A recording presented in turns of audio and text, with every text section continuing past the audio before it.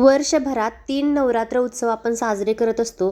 त्यापैकी चैत्र नवरात्री उत्सव, शारदीय नवरात्री उत्सव आणि हा तिसरा शाकंभरी नवरात्र उत्सव हा प्रत्येक ठिकाणी साजरा केला जातो.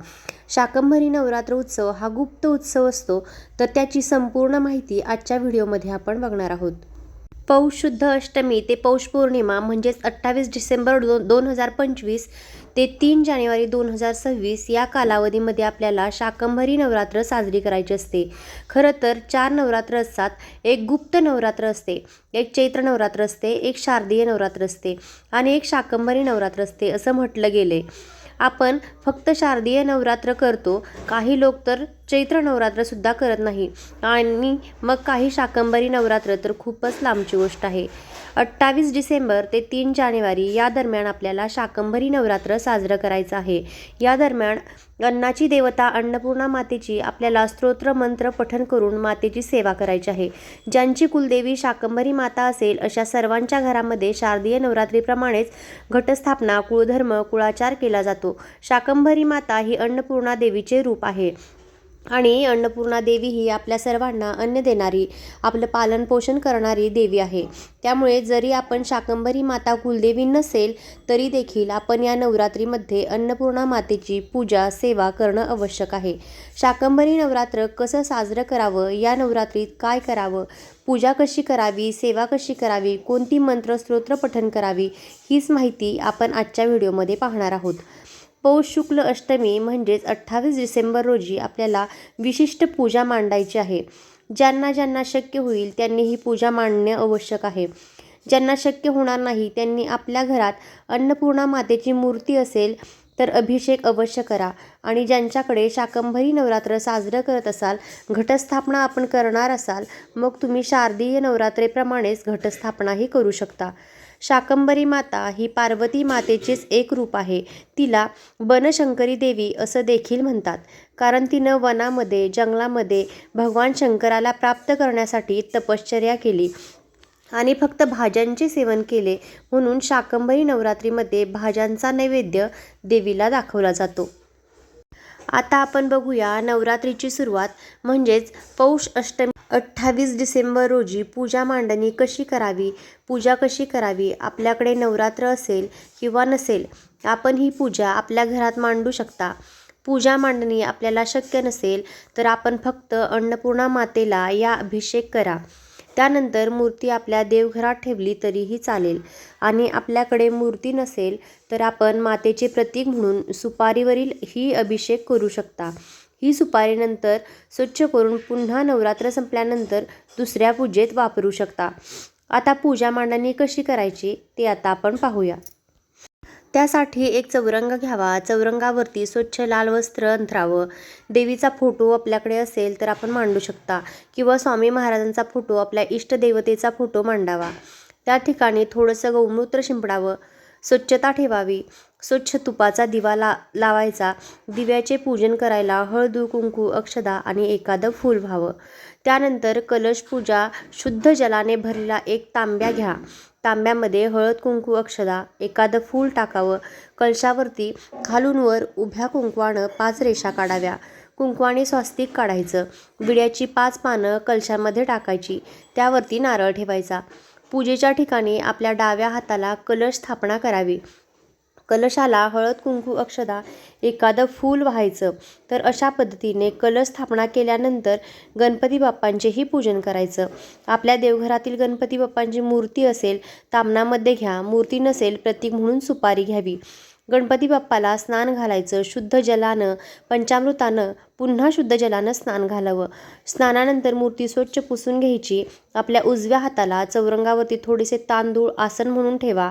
गणपती बाप्पाची स्थापना करावी. त्यांना गंधाक्षता, पुष्प अर्पण करावे.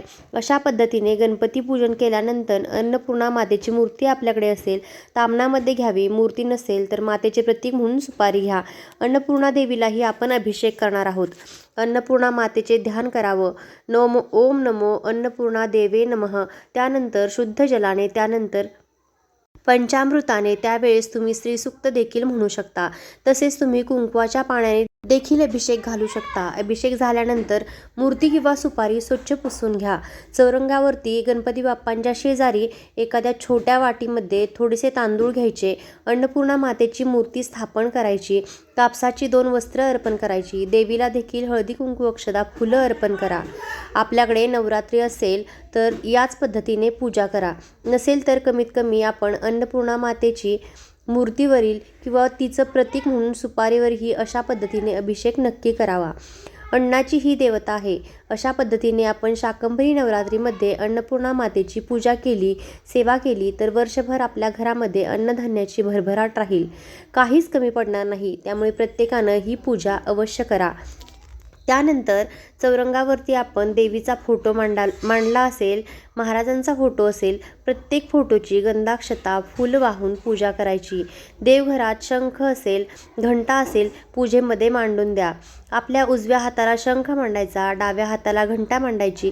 गंधाक्षता वाहून, फुलं वाहून, शंख आणि घंटेचे देखील पूजन धूप म्हणजेच अगरबत्तीने पूजेला ओवाळा.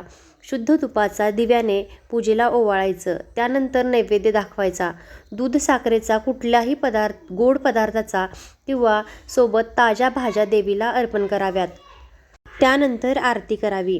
आपल्या घरी ज्या पद्धतीने कुळधर्म असेल, कुळाचार असेल त्या पद्धतीने आपण उपवास करा. ज्यांना उपवास शक्य नाही त्यांनी उपवास करू नका. तुम्हाला अखंड दिवा प्रज्वलित करायचा असेल तर तुम्ही अखंड दिवा देखील प्रज्वलित करू शकता. ज्यांची कुलदेवी शाकंभरी माता नसेल, आपल्याकडे नवरात्र असेल, आपण अखंड दिवा नाही प्रज्वलित केला तरीही चालेल. बाकीची पूजा आपण याच पद्धतीने करावी.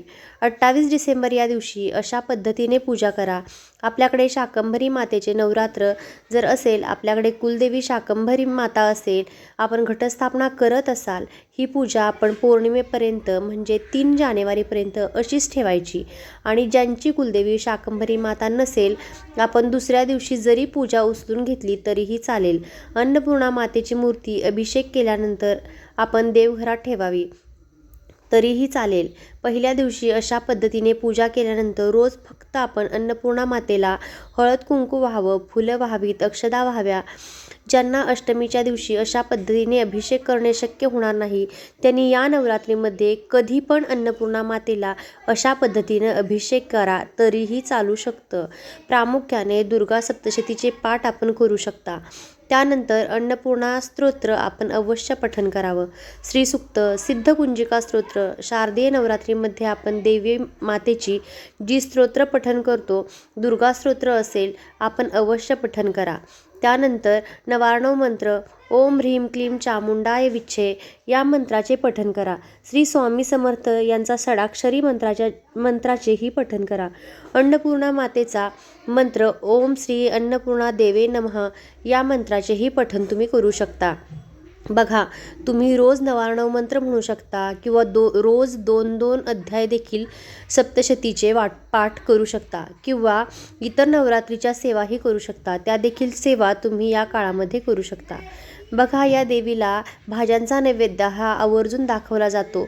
मग नक्की तुम्ही नैवेद्य कसा दाखवायचा तर बघा, हा नैवेद्य भाज्या शिजवून दाखवत नाहीत तर आपण ज्या बाजारातून भाज्या आणतो त्या भाज्या तशाच्या तशा देवीपुढे मांडल्या जातात. अगदी बटाटे, टोमॅटो, मिरची, सिमला मिरची, वांगे ज्या काही भाज्या भेटतात त्या भाज्या देवीपुढे नैवेद्य म्हणून ठेवल्या जातात. त्याबरोबर तुम्ही गोडाचा नैवेद्य देखील दाखवू शकता. त्याचप्रमाणे शाकंभरी देवीला ज्या फळांची माळ बनवून देखील तुम्ही घातली तरीही चालू शकते. बघा, ज्यांच्याकडे शाकंभरी नवरात्र असेल, घटस्थापना आपण करत असाल तर 3 जानेवारीला पौर्णिमेच्या दिवशी सकाळी अन्नपूर्णा मातेला याच पद्धतीने अभिषेक करायचा, गोड पदार्थाचा नैवेद्य दाखवायचा आणि आरती करायची. पूजा अशीच राहू द्या. दुसऱ्या दिवशी संपूर्ण पूजेवरती हळद कुंकू अक्षदा वाहून पूजा उचलून घ्यायची. तर अशा पद्धतीने आपण शाकंभरी नवरात्रीमध्ये अन्नाची देवता अन्नपूर्णा मातेची ही सेवा अवश्य करावी. आपल्या घरात नेहमीच अन्नपूर्णा मातेची कृपा राहील, अन्नधान्याची भरभराटही राहील. आता ही शाकंभरी नवरात्र जी आहे तर या शाकंभरी देवी कोण आहेत तर त्यांची कथा जी आहे ती ग्रंथामध्ये सांगितलेली आहे. त्यानुसार एखादा खूप मोठा दुष्काळ पडला होता. लोक अन्न पाण्याविना उपाशी राहिले. त्यामध्ये अनेकांचा मृत्यूही झाला. देवीला करुणा आली. तिने आपल्या अंगातून असंख्य शाक म्हणजेच भाज्या उत्पन्न केल्या त्या भुकेल्यांना खाऊ घातल्या, त्यामुळे अनेक लोक दुष्काळातून वाचले. त्यामुळे या देवीला शाकंभरी असे नाव मिळाले आहे. एका दुसऱ्या धार्मिक कथेनुसार केदार रस्त्यावर कुमाऊ टेकडीवर देवीने 1000 वर्ष केवळ शाकभाज्या खाऊन तपश्चर्या केली, त्यामुळे ही देवी शाकंभरी देवी या नावाने प्रसिद्ध झाली. महाभारताच्या वनपर्वात आणि पद्मपुराणात त्याबाबतचे संदर्भ जे आहेत ते आढळून येतात. तसेच तिसरी कथा याबद्दल सांगितली जाते ती म्हणजे फार पूर्वीच्या काळी दुर्गम नावाच्या दैत्याने घोर तपश्चर्या करून ब्रह्मदेवाकडे वेद मागून घेतले. त्यामुळे ब्राह्मणांना वेदांची विस्मृती झाली. होम हवन आदी सर्व बंद पडले. त्यामुळे पावसाचा अभाव झाला. पृथ्वी शुष्क झाली. धान्य फळं आदी सर्व उत्पन्न होईना असे झाले. दुष्काळ पडला. तेव्हा ब्राह्मणांनी व देवांनी भगवती देवीची उपासना आरंभली. निराहार राहून भगवती प्रसन्न व्हावी म्हणून तिची स्तोत्र स्तुती जप त्यांनी उपासना केली. तेव्हा भगवती जगदंबा त्यांना प्रसन्न झाली. तिने सर्वांसाठी शाकभाज्या फळे निर्माण केली. तिच्या कृपेने परत पाऊस पडू लागला. परत सुबत्ता निर्माण झाली. भगवतीने भाज्या व फळे यांचा वर्षाव केला म्हणून तिचे नाव शाकंभरी असे पडले. शाकंभरी ही 18 पगड जातींची म्हणजे सर्वांचीच देवी आहे. ही देवी कुमारी आहे. कुमारीचे पूजन करणे या नवरात्रीत एक विशेष धार्मिक प्रथा आहे. त्यामुळे या नवरात्रीच्या काळामध्ये दुर्गा सप्तशतीचा सुद्धा का होईना होईल तेवढा जास्तीत जास्त पाठ करा, कन्यापूजन करा. काही शक्य नाही झालं तर तुमच्या घराच्या आजूबाजूला कुठे देवीचे मंदिर असेल तर त्या देवीच्या मंदिरामध्ये जाऊन देवीची ओटी भरा, देवीचा मान सन्मान करा. मंदिरात जाऊन शक्य नसेल तर नवरात्रीच्या 9 दिवसात दररोज किंवा कोणत्याही एका दिवशी आपल्याला कुलदेवीची ओटी भरा. तुमच्याकडे तुमची कुलदेवी जर शाकंभरी देवी असेल तर त्या नवरात्रीमध्ये उपवास धरा. कुळाचार कुळधर्म पौर्णिमेच्या दिवशी करू शकता. तुम्ही म्हणाल की आजचा दिवस तर गेला आहे आणि व्हिडिओ आम्ही आत्ता बघतोय, तर तुम्हाला शक्य नसेल तर मंगळवार किंवा शुक्रवार दोन्हीपैकी या नवरात्र उत्सवात जेव्हाही तुम्हाला शक्य होईल तर त्या दिवशीही तुम्ही अन्नपूर्णा मातेची सेवा करून दुर्गा सप्तशतीचे पाठ किंवा 99 मंत्राचा जप करूनही तुम्ही शक्य होईल तेवढी देवीची सेवा करू शकता. आपल्याला देवीचा आशीर्वाद मिळणं महत्त्वाचं आहे आणि आपण मनापासून केलेली भक्ती ही देवीपर्यंत पोहोचत असते. तुम्हाला जर हा व्हिडिओ आवडला असेल तर व्हिडिओला लाईक करा आणि चॅनेललाही सबस्क्राईब करायला विसरू नका. धन्यवाद.